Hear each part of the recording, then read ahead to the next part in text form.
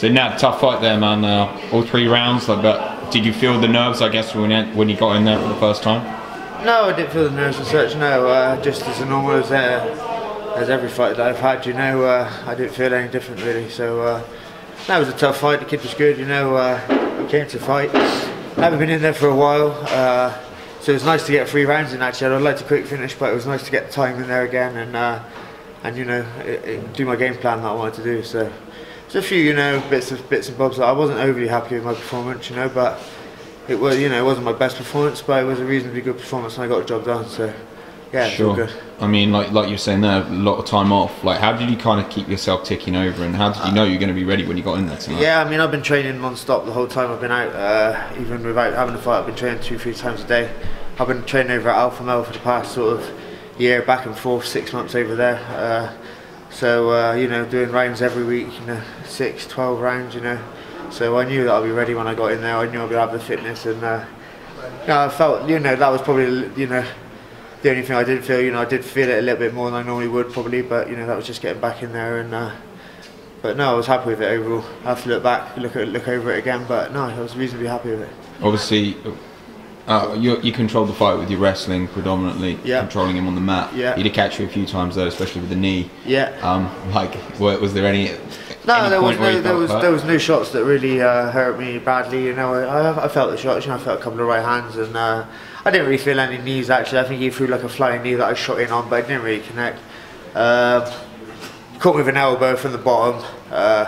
Again, it wasn't anything that sort of disturbed me. So, but yeah, I controlled that was the game plan. You know, take it to him with the wrestling, and you know, use my size and my strength. And I'm a strong featherweight, so I knew I was going to have the advantage there and have the wrestling advantage. So that was the game plan really. But it made it a hard fight definitely, because that's probably the hardest aspect of the game. You know, you can bounce around and move around and sort of flick jabs out all day long, sort of. But that grinding wrestling style was a hard one to keep up for 3 rounds. So yeah, but it was good. You mentioned that you weren't overly happy with your performance. Why not?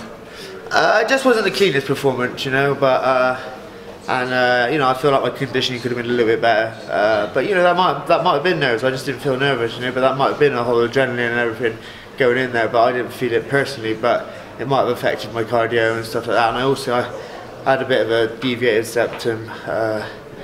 And he caught me with a jab, and I think that sort of bust my nose a bit, and that made it hard to breathe.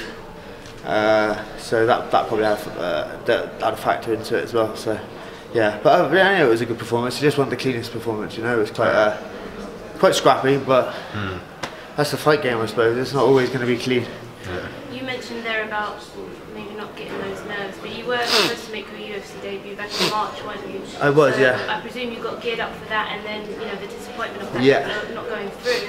How did you manage to gear yourself up again for this card and for this debut? Yeah, I mean that was quite. Obviously, it was frustrating at the time, and it was devastating when Sean came in and said, "Well, I was warming up. It wasn't done the whole week. Gone and got with medicals, back and forth hospital 4 times."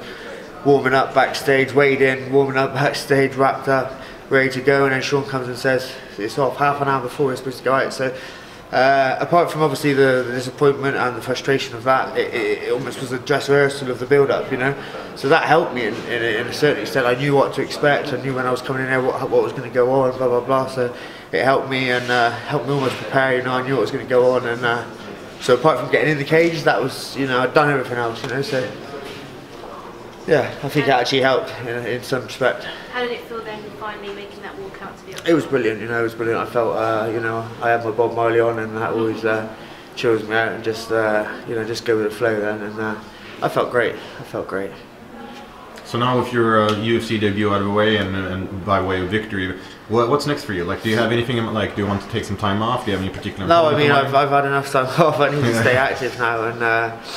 You know, now I'm in a position where I can, you know, provide properly for my family as well out of this game. You know, it's hard when you're fighting in promotions outside of the UFC, and you're hardly taking anything home from each fight, and you've got to train like a professional, so you're training all the time. You can't really have a full-time job if you want to take it seriously. So, I've got 2 kids at home, and providing for them is hard. You know, if you, but now I can, you know, fight regularly and bring some decent money home. So that's what I want to do. And is there anyone in particular you have in mind? Because I mean, we've No, seen no. in the game, if you want something in the UFC, Yeah, you you gotta ask for it. Yeah, I mean, I'm easy, man. I never sort of call people out. It's not been my style. But anyone that Sean puts in front of me, I'll never turn down a fight. So, you know, I was supposed to fight Artem Lobov. Well, I wasn't supposed to fight him. They offered Artem this fight. He wanted more time to prepare.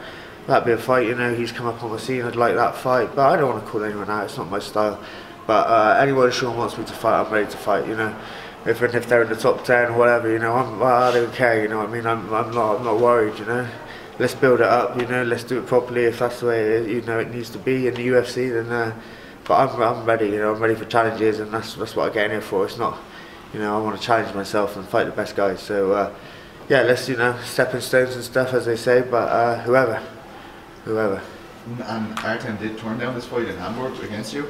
Yeah, it was. I mean, Sean offered it to him in like 3.5 weeks, so it was quite late, you know, 3.5, 4 weeks, I think. So I can understand he wanted more time to prepare, but and maybe he wants a bigger fight. You know, I'm just coming in as a debut. He's got a bit of a name for himself, especially being Conor's training partner and stuff. So maybe he wants a bigger name as well. He just thought, you know, big guys, Cub Swanson and stuff like that. So.